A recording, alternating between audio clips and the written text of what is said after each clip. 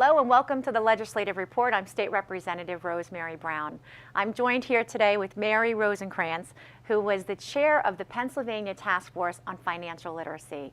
And our conversation today, Mary, of course, is focused around financial literacy and what that means to your families, to your children, and to society in general.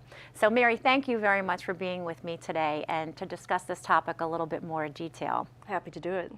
So you had a very big position here with the state, and I guess I'll take us back to financial literacy in general with the state of Pennsylvania from back in 2006.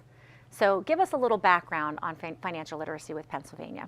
Well, Pennsylvania was one of two states in 2006 that had a standalone Office of Financial Education devoted to helping the Commonwealth citizens make informed decisions about how to handle their money.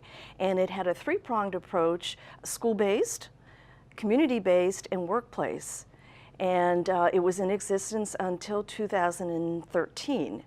And so in addition to that, then we also had the Task Force on Financial Education. And I know you want to talk to me a little bit about some of the recommendations of that task force. Right. And I think people hear the word financial literacy, and probably they know what it means, but as you said, it's really, making good decisions on your financial basis of your life. Everyday decisions that you make that could be the best that they could be to keep you in the best financial status that you can be in.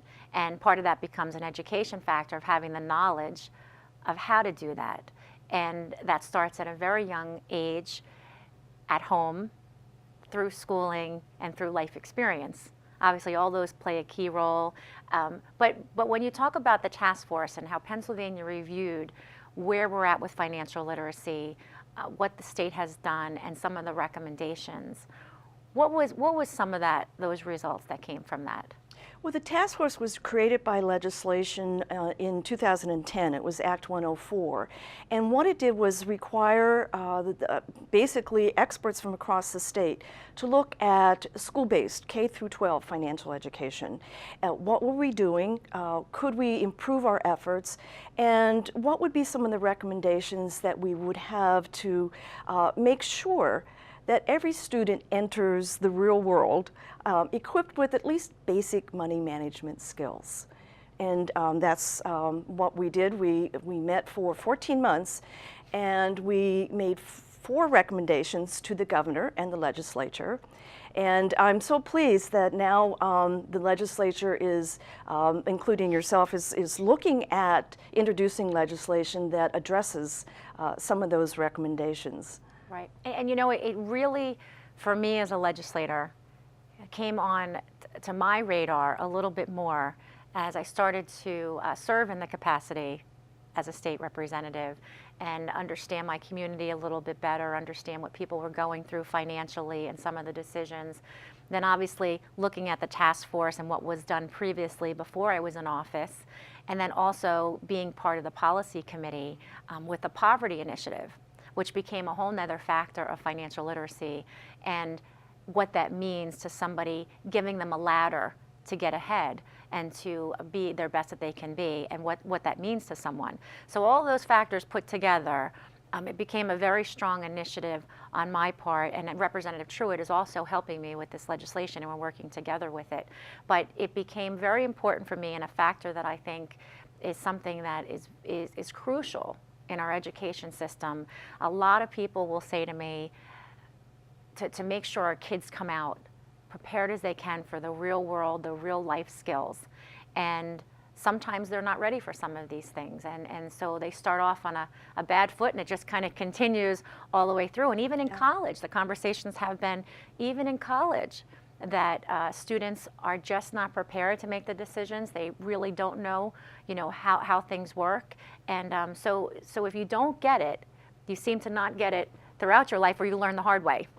The school of hard knocks. Exactly. And there's some good to that at times, because when you learn that way, you really make sure you learn the right way after that. But you really hate to see somebody go through something that possibly could have been made a little bit better or easier by some better decisions. And education is such a crucial piece.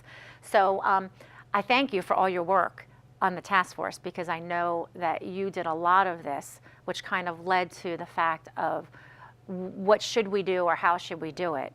And my efforts have been to try to make this a course that must be required for graduation requirement in Pennsylvania, and it can be taught through the grades of 9th through 12th grade, and it can be taught by about 45 hours at least of education in that high school arena, and be taught by a teacher that the school feels is the appropriate teacher to teach that course.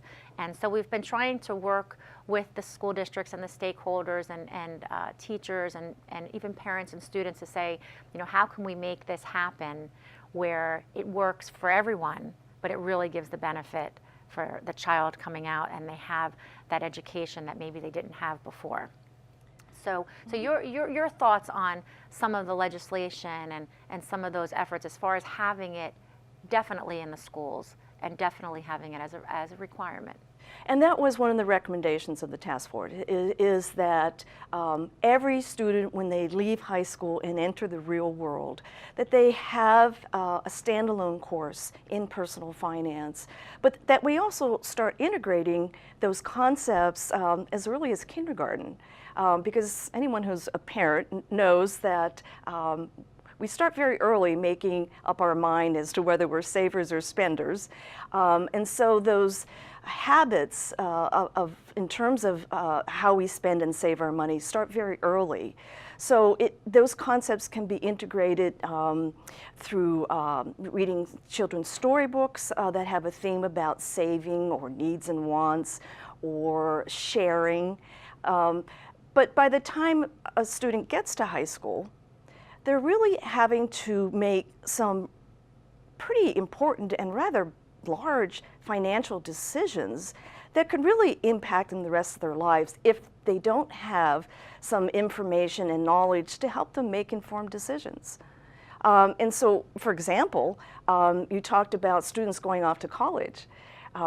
What we have found here in Pennsylvania is that we have one of the highest student loan debt in the country. We're the third highest, with about 70% of our college students, our college graduates, graduating with over $33,000 in student loan debt.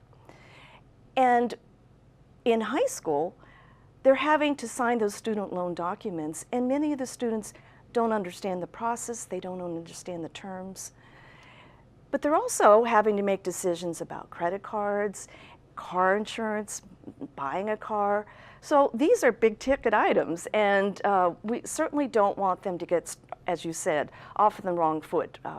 So that's why we feel that having a course that every student is exposed to is going to help them get a good start in life. Right. And it was interesting. I did 2 seminars in the district on financial literacy, and obviously, you know, you need lots of time and lots of courses to continue with it. But we just did a little test on a seminar, and one of the main subjects of the first phase of it was needs and wants. And even, you know, that was the basic core. Let's just start with the needs and the wants. And it was for, you know, high school students. And it's interesting, even on that, you know, what people might find a need and what they might find a want, and how you decipher that and what that means to that child at that time. You know, so that was even an interesting test to see what the thought processes was for that. And that played a very significant role as we kind of continued our conversations. But I think that's good for everybody, whether they're a child or a parent. What are your needs and what are your wants, and how to decipher that with your family budget. Well, and you know, money is a taboo topic in this country. We don't really like to have a conversation about money, and a lot of parents are reluctant to get into the particulars of, you know, how much it costs to run their household. And so a lot of parents themselves don't feel comfortable. In fact, a lot of them don't even feel knowledgeable about some of the more complicated financial issues that, you know, might include insurance or planning for retirement, or even, you know, credit cards or identity theft. Those are topics that when I talk to teachers, a lot of them say to me, you know, the parents know when I'm teaching my personal finance course, and they will quiz their children when they get home and say, you know, tell me about this phishing or, you know, fraud. I don't understand what it is or how to help myself.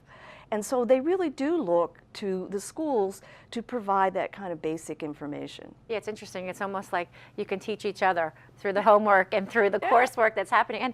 And that's what I found. I found that, you know, overall, I think as a society, that we really do have a lack of education on some of these financial issues. And sometimes it does take time to learn them. Some of them are more difficult, but having some of that basic can really help you. So now there are some places, you might know this, that people can go to for their children if they want to maybe supplement or do something at home for financial literacy, and on top of, even if we were to get this in the schools as coursework, which I think is the main initiative, and I hope that we can succeed with this, and we're moving forward after about 1.5 years working on this. But I think that, you know, there are some things that parents can do at home, and there are some things that they can do for themselves to maybe find information to get themselves better educated. And do you have some of those recommendations? Well, I'm also a member of the Pennsylvania Jumpstart Coalition for Personal Financial Literacy, and their website is pajumpstart.org. And that is where actually you can find the task force report and recommendations. But Pennsylvania Jumpstart is a nonprofit organization of financial education providers, government agencies, the Federal Reserve, and anyone that really, financial institutions, anyone that is providing financial education that is commercial free and educational. And those resources are on that website. And parents can you know, find out just how to have a conversation, for example, or you know, the good news in terms of teachers and school districts is that there's a lot of really good free curricula that is out there and classroom materials. So the district doesn't have to buy an expensive textbook. They can use the commercial free vetted materials that are on the Pennsylvania Jumpstart or on the National Jumpstart Clearinghouse, which has something like 2,000 resources that are available for parents and teachers and students to look at. And that becomes a very big conversation with us as we work with the school district budgets and making sure that we're providing education, the best education we can, and keeping our costs reasonable too.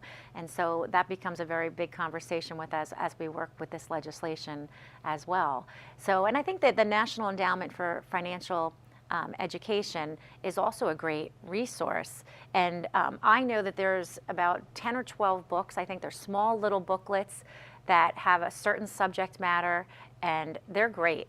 They are really great. They're pretty simple, and I have a couple copies in my office if anybody's interested in those. And they are usually given out at no charge, depending on the organization or whoever. But I do have some of those available, and I think they're great resources for parents that they can kind of go through them very simply. Pick a book every 2 weeks and go through with your teenager.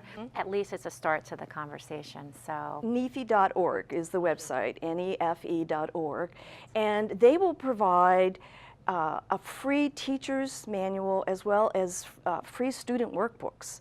All you have to do is contact them and they'll ship them to you. It's their high school financial planning program, and they are an excellent resource. Yes, they're great. So you can give your kids some extra homework, but I think it is really important to supplement and try to help them. And as parents, we may learn something from them as well. So again, Mary, thank you very much for your time. We're going to take a quick break, and we'll be right back with the legislative report.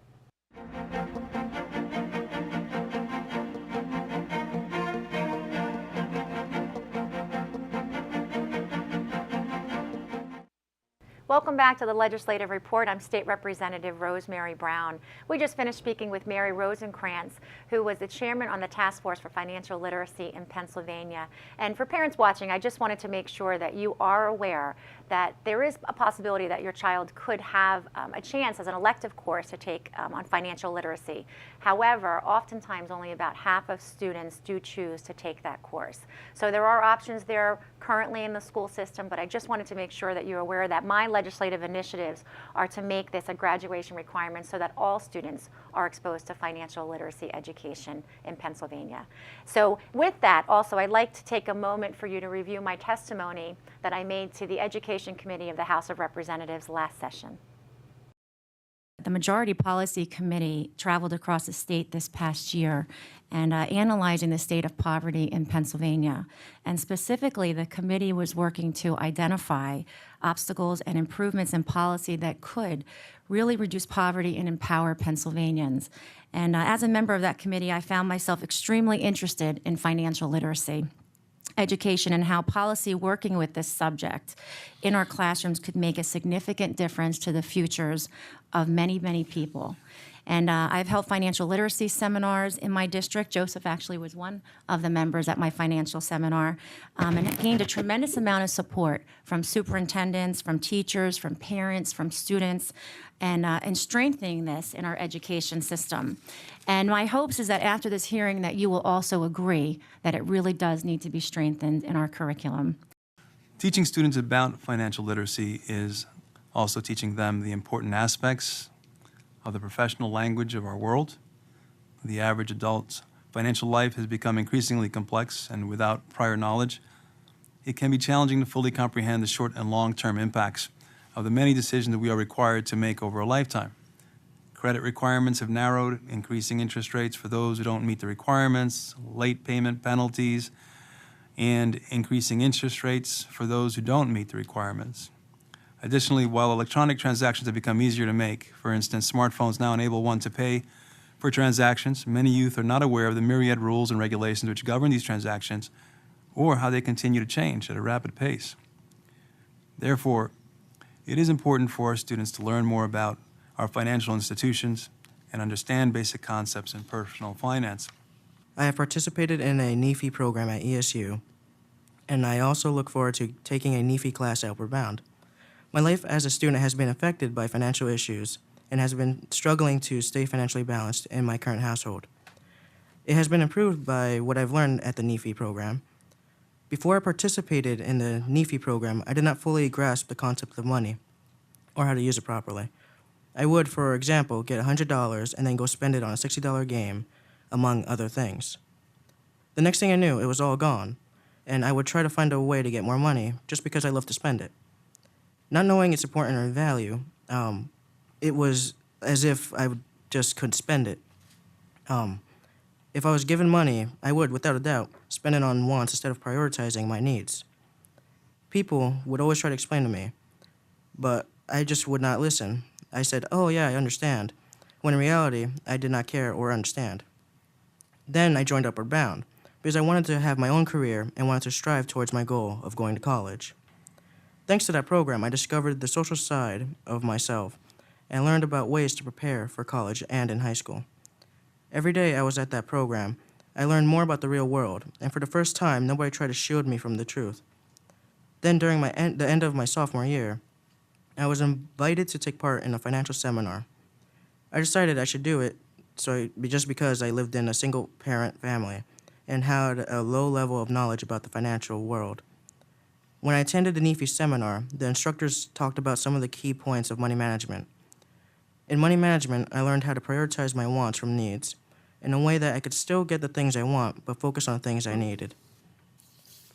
The method called PYF, or Pay Yourself First, is the number one thing I had learned that helped me get into the habit of saving, but to never give myself an excuse of saying I don't want the money, or I don't have the money. It is a way of saving money for financial goals while never having to take on debt for the more expensive things. In addition to attending the NIFI financial seminar, I also attended a class at Upward Bound that discussed financial troubles that a student going into college may experience and how to overcome them. Some of the issues discussed were going into debt through student loans, not being able to afford tuition, and also how to prepare to pay for college. Not only did I take valuable information from this, but many other students have as well. And I have begun to prepare for college. We will also be helping others by spreading this knowledge, not amongst ourselves, but to other students. I believe that programs like NIFI should be introduced to all other high school students to help them prepare for their future. Not only futures involving college, but those involving other career paths and life choices. Welcome back to the Legislative Report. I'm State Representative Rosemary Brown, and we're continuing our conversation on financial literacy. I'm joined here today with Kathleen Fay, who is the Executive Director for the Credit Union Foundation. Kathleen, thank you for being here. Thank you so much for having me. As I said, we were talking about financial literacy, and I have joined forces with the Credit Union Association to kind of add on to my financial literacy efforts for education in the schools. And this is a different type of financial literacy, dealing with probably students once they graduate and maybe, at 12th grade, or, or right in the beginning of college, and then also parents who may be looking to save a little bit and enhance their portfolio, their financial portfolio a little bit better. So, but before we do that, why don't you tell me a little bit about the Credit Union Foundation and what you do and how you work with students? Sure. The Pennsylvania Credit Union Foundation works to try to provide assistance primarily to credit unions, but also to other organizations that provide financial literacy programs. And we'll give grants to these different organizations or to the credit unions for them to provide financial literacy education programs, whether it's in the schools or even within the credit unions themselves, or to provide materials, all different kinds of resources. A couple different ways that they do that is we have what's called financial reality fairs, which are held in the high schools, primarily for seniors in high school, where it walks them through all of the types of decisions that they're going to actually have to make when they get out into the real world, but in this safe kind of cocoon environment. They're given a scenario on what their life is going to be, how much money they're going to have available, and then they go and they buy a house or buy a car, but all within the safety of this situation. And then as they work their way through that whole program, at the end of it, they'll meet with a financial counselor from one of the credit unions who will then talk to them about the decisions they made and where maybe they could have made a better decision. Also, during the course of the program, they're faced with all different kinds of temptations, and they have to make decisions about whether or not, you talked earlier about wants and needs, whether it's something they really need or it's something that they just want.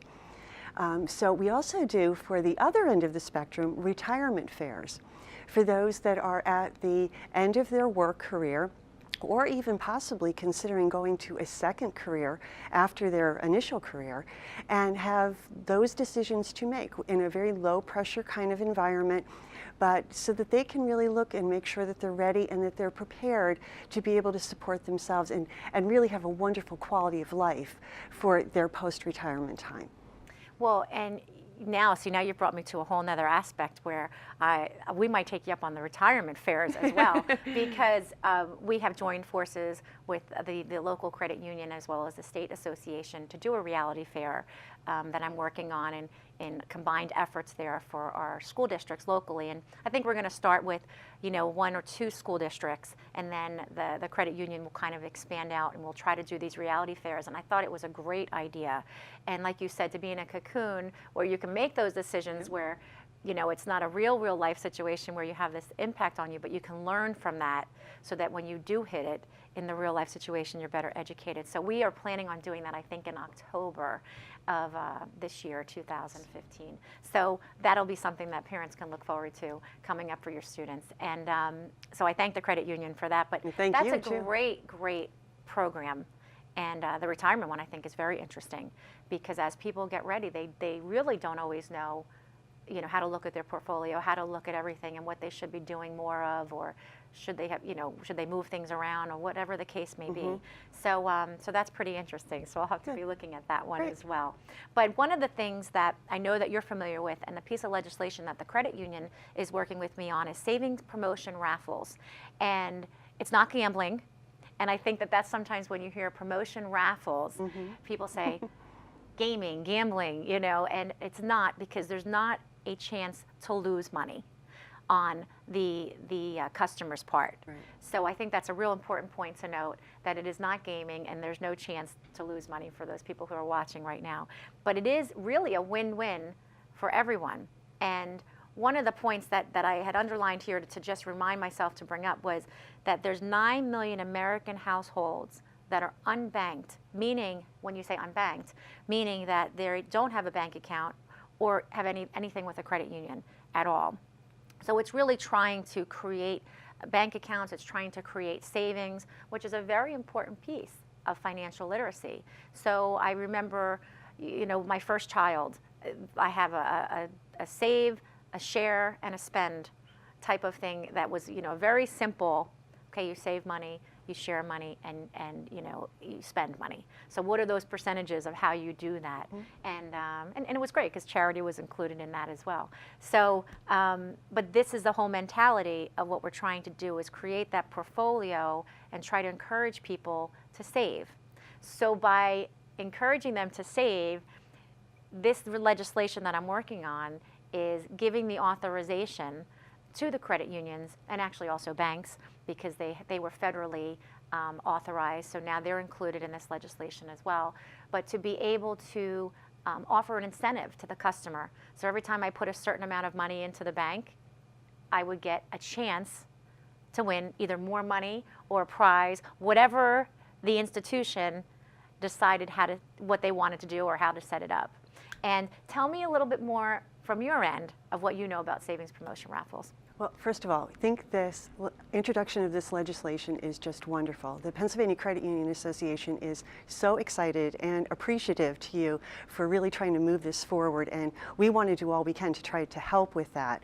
And to that end, we have been working with our credit unions already, educating them about the prize savings programs, to be able to have them understand what a great benefit this is to their members. And it is so important for people that are underbanked or unbanked to be able to have the incentive to start putting more money away, so that when something unexpected comes along, they're not in dire straits, that there's not an emergency. And we understand that many people are struggling as it is, just trying to get to the end of the month and pay bills. And so the idea of savings could be a challenge for many. But even with this small investment into the savings account, I think the motivation for it to be able to have the potential to win some additional money or prize that goes along with it without risking anything is just so wonderful. And then to start to see that savings build, I think is going to be a wonderful motivator for people. And if parents, families begin to do this, then like you did with your children, hopefully it will just become what's normal. When people are used to saving, they don't miss it as much, that couple extra dollars that maybe comes out of a paycheck. But once you have to make that first initial step to doing that, and then learn to live within your means and have the security of knowing that you have that little bit of a nest egg there just in case. Right, and I really think it's a great initiative because, as we said, it's a really win-win. It is. It really, there's no chance of a loss here of money. There's no chance of anything, and it's always your money. It's, you put it in, and by putting it in, you get the incentive to possibly win something else. And so it really does, and as you stated, I think it is very difficult right now for people to make ends meet. So savings is sometimes not even the conversation, but to never be afraid that it's even a small amount can help you in the future, and just that mentality to change it over a little bit. So, but I want to thank you very much, Kathleen, for being here. Thank you. And giving us a little bit of a tidbit of what the Credit Union Foundation does, which I think is very crucial, again, to helping the initiatives that we want with financial literacy. So thank you very much. Thank you. I Thank you. appreciate it. Appreciate it. I hope you enjoyed our report today on financial literacy. I'm State Representative Rosemary Brown. If you should have any questions about this show or any other matters, please feel free to contact my district office. Thank you.